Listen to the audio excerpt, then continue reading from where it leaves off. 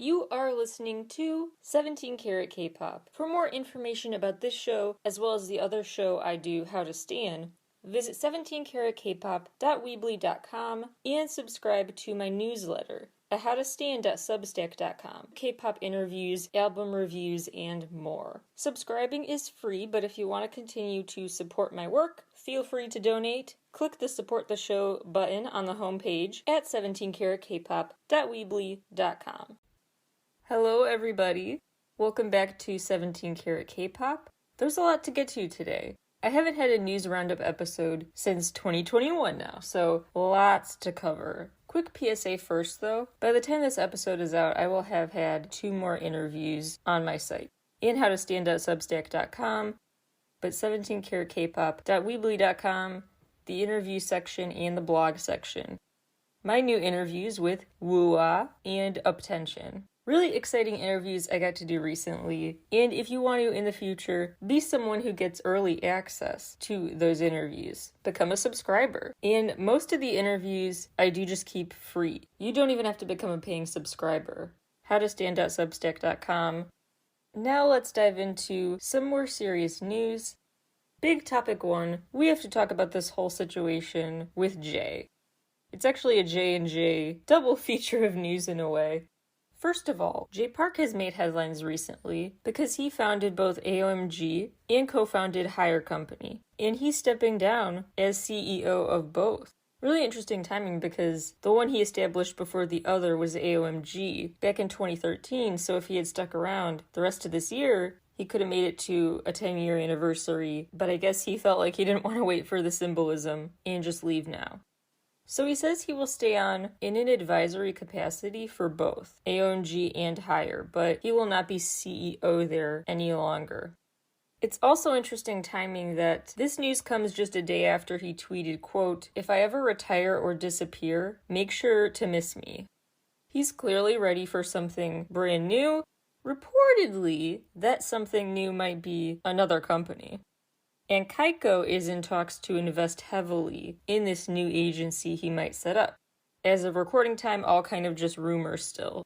And Jay Park might debut an idol group through a yet-to-be-announced agency.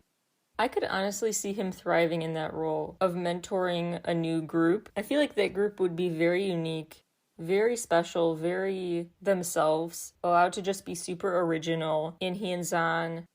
So whatever the future has in store, I find it exciting, honestly, more than sad news. And it's not like he can't just pop back up on like a 10 millionth collab with Gray or something whenever he wants to. As for the other Jay making headlines, Jay from Day 6 is no longer Jay from Day 6. Apparently, after a long talk with JYP Entertainment, it was a mutual decision to end his contract. So at first there had been times where he would tweet out his frustration about his company, JYP Entertainment, claiming they weren't supporting his solo endeavors enough, or even Day 6's endeavors. Then he gave that interview to BuzzFeed we talked about on a previous episode of this show, basically defending his boss 100%, saying fans need to stop sending their anger towards him online, that his boss is actually supportive, but he's just not a good fit for the company and wants to part ways. It was an odd back and forth that we talked about before on this show. Anyway, then he announced that he was taking a break from Day 6. And actually, in that BuzzFeed interview, he said, specifically, "I'm not leaving Day 6. Please consider me to still be a part of that group, even when I take time away for solo music." That tide seemed to quickly turn because after he issued that statement saying he was taking a break from the group, felt like it would be in fairness to the band members to do his own thing for a while. Move the negative spotlight off his bandmates. Then he issued this announcement about officially leaving the group. There really wasn't tons of time, maybe just a few weeks, between when he said he would take a break from the group, but was still insisting, "Do still consider me a part of the group," and when he said, "I'm no longer having anything to do with them." I said quite optimistically, this might be good for him and to lead to a lot of great music with this freedom. The sense that he's no longer muzzled. I said we'd probably see from him in the future some very emotional and retaliatory, in a way, music and storytelling. I was way too right, because things have kind of really taken an extreme turn with him. And the most recent issue that happened was he used a very derogatory term on a Twitch live stream towards his once good friend, Jamie, aka Jimin Park, the famous singer. And he really just busted a gut.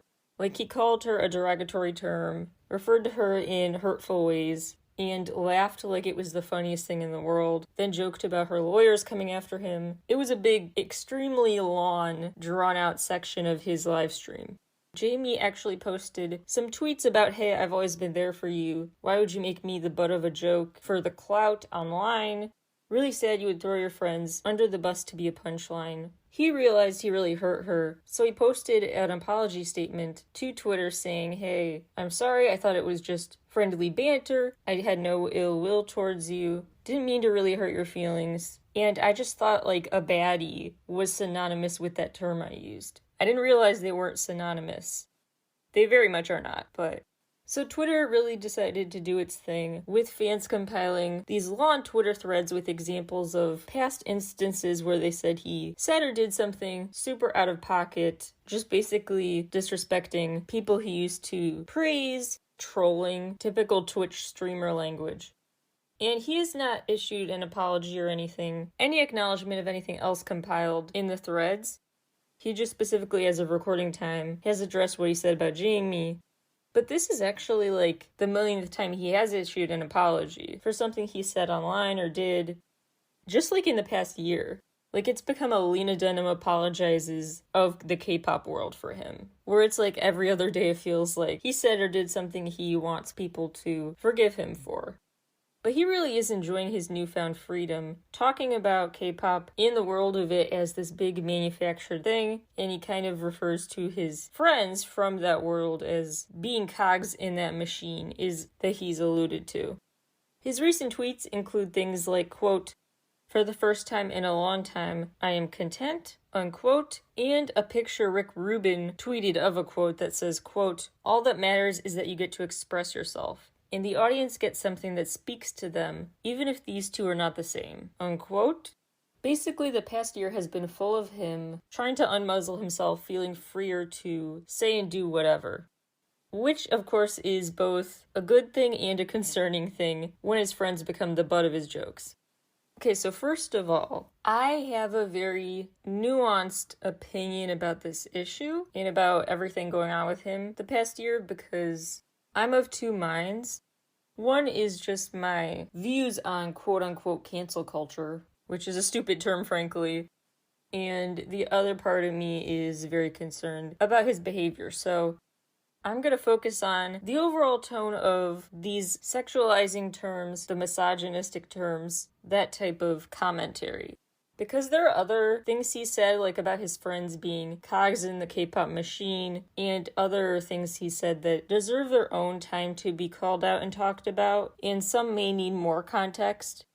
Not saying it's okay, I'm just saying from his perspective, where his train of thought was going, there may have been retractions later in his comment, or further explanation of what he meant by that. It's just every comment someone makes that draws vitriol online maybe should be looked at on its own rather than threaded into this big thing. Because my issue, I guess, with quote-unquote cancel culture is that suddenly things an artist has said that are awful and need to be called out get in the same thread, the same pile-on as separate issues with different levels of severity, different levels of condemnability, I guess. And then everything gets conflated into, yeah, this person's bad. And each of those issues really should be unpacked on its own. My issue, I guess, with the cancel culture term is that it's so stupid and broad that it applies to things that it shouldn't and things that it should, and it all just gets conflated too much. I've said this before, and I'll say it again. The least iconic couple in the world, Twitter and Nuance, So I'm just not a fan of these quote-unquote exposure threads that try to suddenly say, oh, that's not the only time they've done something bad. Here's a compilation of other times they've done something bad. Because then suddenly we're pulling together a bunch of instances that have such varying degrees of questionability, context or not context. Too much distillation of everything they've said and done that it starts to feel like you're actually diluting your argument. You're actually making it harder to agree with, because then people can say, come on, that's a little excessive, right? So let's say, for example, I said something horrible and hateful, and I also one day said something that people thought meant I was really not a fan of cats. I don't know. The Animals, not the movie. No one would mind if I didn't like the movie, which I didn't anyway. Then people might be calling out the super hateful thing I said, but then someone might say, that's not all. Here's what else she said before, and include in the thread comments like an anti-cat thing I said. And then it gives my defenders a reason to say, hey, you're being unfair. This argument is overall not credible because that was stupid. That comment was out of pocket and just whatever. It was not as concerning though, so you're really just out to get her. Versus if you kept the conversation about that one specific thing, then you could have a more constructive argument and actually win people over to say, you know what, that is pretty serious. And then you're on the same page more. So in general, this type of thing, resurfacing all of these other things he said before, I'm not a fan of just because Twitter's just not the place to have a productive conversation about all of that, grouped into the same discussion. But in terms of this specific incident, I am glad people called it out online and came to Jamie's defense because, Jamie's even opened up about previously feeling sexualized by the media at such a young age. So for him to say that just feels especially brutal, and I feel real bad for her. It's honestly just been very concerning and off-putting the past year to just see how quickly he's really done some classic Twitch streamer things. Like, use terms like that, and then laugh like it's the funniest thing in the world. When it's not that funny, he's kind of playing it up for the camera. It just feels very clout chasey and hurtful. It's just interesting because it seems like very quickly, your sense of I'm free to finally say what I want, curse as much as I want, bash people as much as I want, Twitch stream as much as I want, and no one's filtering me, that can very quickly turn into hurting people. Making them the butt of your jokes and thinking, whatever, I deserve to now because I'm unmuzzled, I deserve this freedom. With that comes some responsibility to your Twitch viewers or whoever. So I think the bigger issue with some of the comments he's made is not so much about the comments, but the people they affect, and the lack of thought about who it affects. I think it's important not to, as he has characterized, being in a system you feel is suppressing your freedom to truly speak your mind. You feel like you are just a cog in a machine. It's important not to make that be treated as the polar opposite being desirable, which is never giving a care about what you say or how it will affect someone. You can swing too fast from one end to the other, not realizing that there are important factors of each. The condemnation of the K-pop industry he has now, I kind of in some ways get that why he would feel frustrated, feel a lack of ability to express himself freely, pressure to maintain a wholesome image. But that doesn't mean the second you don't have to put up that front, you should put up the other front of the opposite of friendly and wholesome and all that. I think the important thing for him to keep in mind going forward will be that, like it or not, he is influential. So as much as he wishes he could just talk totally unfiltered, be totally unfiltered, in this life, you have to realize when you're online who you may be hurting. And the greater implications of what you say, that shouldn't just be a concern when you are forced to make that a concern. It should still be an important value to him outside of the K-pop world. He shouldn't abandon with the K-pop world some aspects of it. And by totally brushing off the whole industry as messed up, he also brushes off the important lessons that industry teaches people, like the importance of being mindful of what you say, so you're not hurting other people, the importance of not causing misunderstandings and stuff. I just think he benefits more from some of the life lessons his time in K-pop taught him than he realizes, and there are a lot of concerning aspects of the industry, and there are some redeeming qualities that I wish he fully appreciated. If you're a long-time listener, you know that I'm not picking a side here. So if you're saying, whose side are you on? His or JYP Entertainment or whatever? I've said my view on all this. My thoughts about where the concern should be focused, something he should keep in mind, and others when they try to leave the world of K-pop. Don't throw the baby out with the bathwater with that, etc. This is just such an important, nuanced conversation that I'm not saying I'm team him or team them. I see where they're coming from, and I hope they keep, at the end of the day, concern and attention to the ripple effects of their actions and influence, what effect those have going forward. So if you're a long-time listener, you know I'm going to say, hey, I'm on neither side. It's not a picking sides thing. I reject that dichotomy. Those are my thoughts on this. Let's move on to something much more light and cheerful. Let's talk a bit more about Weavers Con, the special New Year's Eve concert featuring some Weavers artists. 42 songs were performed for a total of 230 minutes. It was an extravaganza. BTS were not there because of their break, but Bumzu, who worked on Super Tuna, Jin's trot song, was there performing that night. And I wonder if pre-COVID diagnosis/isolation, if Jin had a surprise cameo and would have performed a bit of Super Tuna during this show.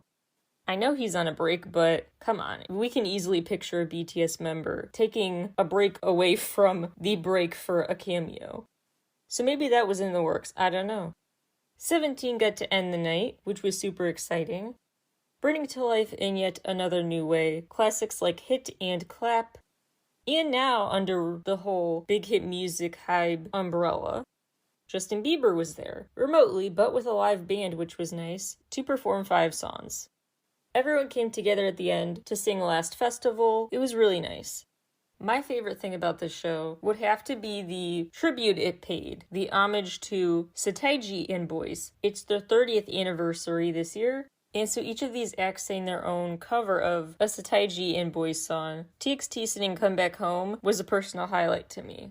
It was a really nice night to kind of pass the torch, and it was a way to pay tribute to OG K-pop stars and celebrate TXT from S9 and Hyphen, these younger acts that are really up and coming. Speaking of exciting performances, NCT 127, they've revealed a world tour is coming, and I am psyched out of my mind, but I'll fangirl more after the microphone is off and after the actual dates come out. But they did have their first show in South Korea, and as of recording time, they are gearing up for the Japanese shows, and after that, I bet they announce more legs of the tour. During this show in Seoul, Taeyeon had a new solo stage, performing an unreleased song called Moonlight. It's a really sultry song about dancing under the moonlight, and I'm very excited for the day it's officially released. Speaking of Taeyeon, his SoundCloud recently hit some big milestones.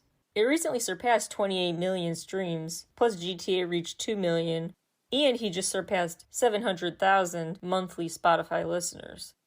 NCT really conquered till the very end of this year, because Sticker became the longest charting album on the Billboard 200 chart for 2021. Plus, NCT as a whole sold nearly 11 million album copies this year, and closed out the year with the Sticker remixes, which was a delightful treat. Always something exciting in the works if you're an N-citizen. Let's talk live shows now. The show was on hiatus when these tickets went on sale, so I apologize for that, but there may still be $20 P2 section tickets out there somewhere. Ghost 9 is touring the USA this month. They'll be in LA January 15th, then San Francisco, New York, and Boston, with some cool VIP benefits. High touches, video calls, soundcheck access, individual photo ops, postcards, photo cards, etc. ATEEZ had to postpone the European leg of their coming world tour, but they did add another LA date, and the USA dates are still, as of recording time, going forward as scheduled. But the catwalk has been removed, so ATEEZ decided they will still have the USA dates, but on a stage without a catwalk, don't expect any running through the crowd surprises or anything like that during the show. Stray Kids have also revealed they plan to go on a world tour this year and release 2 new albums this year. And before all that excitement kicks off, you might get a little teaser of it at their online and offline fan meeting February 12th and 13th. The 13th is the one you can access through Beyond Live. Lastly, Junho from 2PM has a solo fan meeting that will be online and offline, and you can stream via Beyond Live 5 p.m. both days Korean time, January 22nd and 23rd, and it's part of his big birthday celebration. Alright, buckle up, because it's been a while, and there is a boatload of rapid-fire headlines to cover today. 3 BTS members got COVID on Christmas, whoop-de-doo. But they have since recovered by January 4th after New Year's celebrations. Wonderful holiday season for them. Yoo Jae-suk got COVID, but recovered. Chae Shi-won tested positive, recovered in about a week. Yeon-soon from Very Very tested positive, so the group quickly put an end to their USA tour. 4 members of Omega X got COVID. Their promo schedule was canceled partway through. Kepler, Zhaoting, and Mashiro got it. They've both since recovered. But some award shows have still gone on. The KBS Entertainment Awards were held. Son Ga-in got the Popularity Award. TXT won the Digital Content Award. Solar was one of the winners of Best Entertainer in Show and Variety. And for Best Couple, one win went to Jane Wonyeon from IVE and Sunhoon from ENHYPEN for Music Bank emceeing. Some of the wins at the MBC Entertainment Awards: Miju from Lovelyz, Yoo Jae-suk, MSG Wannabe, Key, Sandra Park, Yuri from Girls' Generation, and Jun So-yeon. Golden Disc Award wins include IU, BTS, Lee Moo-jin, aespa, STAYC, Haze, AKMU, 17, TXT, ENHYPEN, Jun So-mi, Brave Girls, The Boys, and NCT. Woozi had his first ever solo pictorial with Marie Claire Korea. And of course, he dropped his solo mixtape, Ruby, which we love. It topped iTunes in 18 countries and entered the top 10 of iTunes in 35. We will definitely talk more about that song, but I'm saving it for a future episode. BTS is releasing BTS-designed merch. RM designed this mini wind chime, very thoughtfully, miniature so it can fit on a desk or something, somewhere for people who don't have a balcony or a deck or something like that. And also thoughtfully, he designed these gray, fleece-lined joggers that have pockets roomy enough to put small weights in, like if you're going to the gym. V designed this handbag that looks like such a luxury good. The resale price is going to be insane for that. Suga designed a guitar pick necklace and a cool notebook set. It's very cool. And funny because every time we hear they're taking a break, they still have stuff they worked on a while ago being released. So it's not like it really feels like they're on a break. Past few weeks, we've still been getting the Bangtan Bomb videos, these merch drops, etc. BTS's song Butter was the most liked song in the pop category for Odyssey, and the most viewed Odyssey check-in interviews were BTS's and Lisa from Blackpink's. I previously addressed how SM Entertainment temporarily thought it was best to not upload Baekhyun's monthly vlogs, because of military rules about what money-making behavior you can do on the side, some ambiguity there, etc. They decided, hopefully due to productive fan backlash, this is cleared. So Baekhyun's monthly vlogs that he recorded ahead of time will continue to be released on a monthly basis, and the ones that they took down previously have been re-uploaded. Checkmate, a co-ed group I was really rooting for, honestly. You and Drum, such good songs. They just debuted in September 2020, but they've disbanded already. The company said they plan to support each of the artists' solo careers. Unclear if that was referring to just in general or specific plans for solo careers under the company, but fingers crossed for all of their future success. IMFACT left Star Empire Entertainment after a contract expiration.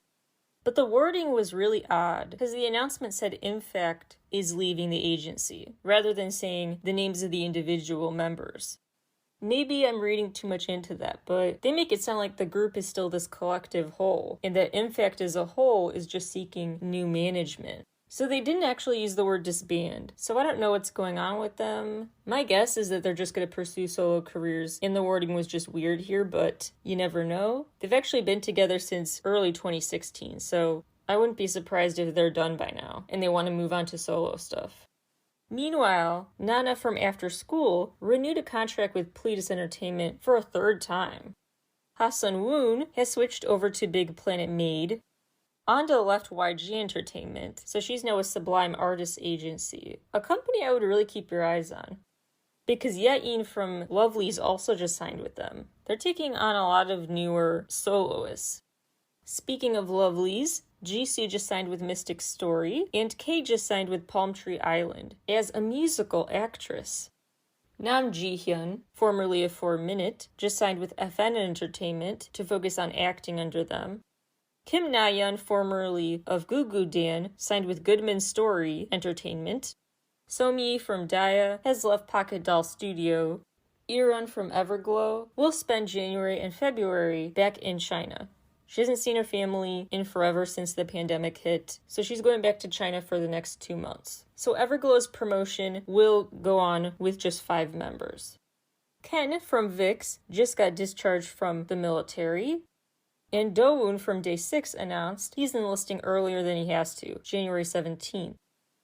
B.I. performed as the first Asian artist to ever perform at the Grammy Global Spin event, January 4th. Yeonjun from TXT joined Instagram. Congrats to Choa from Crayon Pop, who had a Christmas wedding. So beautiful. BTS has been nominated for Best International Group at the Brit Awards, and they won the Special International Music Award at the Japan Records Awards. IU is the new face of Pepsi. Moonbyul started her own YouTube channel, as did 1OK Rock's Tomoya. Congrats to Lena from CSJH The Grace, who welcomed her second child. Jeonyeon from Twice sat out their Christmas concert due to health issues. Sounds like she's still set to perform during their upcoming world tour, though.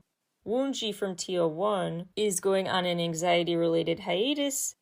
Neil and Changjo from Teen Top have decided they will still promote with Teen Top when needed, but they, as solo artists, will not be renewing their contracts with Top Media. Those expire January 10th. Who Are You by Bam Bam and Seulgi topped iTunes in 21 regions. Minho's new song Heartbreak topped iTunes in 14 international regions. V's new OST Christmas Tree is the first Korean solo song to ever reach #1 on Billboard's digital song sales chart. TXT became the only Korean act to debut 3 albums on the Billboard 200 album chart for 2021. BTS's Butter was confirmed to be the #1 selling single in the USA in 2021 with over 1.89 million digital copies. ENHYPEN's Dimension Answer surpassed 630,000 stock pre-orders and topped iTunes in 10 regions. Suga's collab with Juice WRLD, Girl of My Dreams, helped him become the first Korean soloist to ever top Billboard's digital song sales chart. Twice made their Billboard Pop Radio Airplay chart debut with The Feels. J-pop icon Lisa surpassed 10 million total YouTube views. BTS became the first foreign artist to top Oricon's year-end album chart since Michael Jackson 37 years ago. Blackpink's Lisa continues to break solo records. Money surpassed 300 million streams in the fastest time for any K-pop soloist. Took 112 days. And the video recently surpassed 400 million views, as did La Lisa. She also became the fastest K-pop soloist to reach 500 million streams across all credits. And now it's time for a super quick rundown of view count milestones that were just reached on K-pop music videos. 60 million views on Hyuna and Dawn's Ping Pong, 100 million Henry, Kyuhyun, and Taemin's Trap, what an iconic throwback, and Soyu and Jungkook's Sum. 200 million, BTS's Dynamite the choreography version. 400 million, Twice's Feel Special, BTS's Permission to Dance, and for the first time reaching this much, ITZY with Wannabe. 600 million, Twice's What Is Love, and 4.3 billion, still reigning supreme, Psy's Gangnam Style. Fun fact actually, Gangnam actually translates to south side of the river. That's your fun fact of the day. If you pick apart Gan and Nam, you're really saying the river on the south side. Who would have thought that the song taking over the world and still reigning supreme on YouTube would be technically about a river? They say love is a river, and we all love Gangnam Style. Okay, I'm done. Let's talk about one more quick thing before you go. Your action item of the day, there was a horrendous fire in a Bronx apartment building just last week. So if you look for the Gambian Youth Organization GYO page on GoFundMe, there's a verified GoFundMe. I would also like to use this as a time to remind people that it's silly to spend this time pointing fingers at the residents. Because a lot of people are saying if only the residents had remembered to close their doors, this wouldn't have been so horrendous. Because the fire traveled through an open door to the rest of the building. But the problem is, a lot of older buildings, the doors don't always close like they should. There are other construction-related structural issues that we won't go into today, but the point is, this building had some wear and tear and was vulnerable to a fire, regardless of who left their door open. And it just seems unproductive to say the main takeaway is close your doors, because sometimes in a building like that, that's easier said than done to ensure the door stays closed. Just have compassion for the victims and not condemnation. Don't frown upon them, please. So anyway, yes, please lend support to the Gambian Youth Organization. That's all today for me. Thank you all for listening so much as always, and I'll talk to you all again very soon. Bye everyone.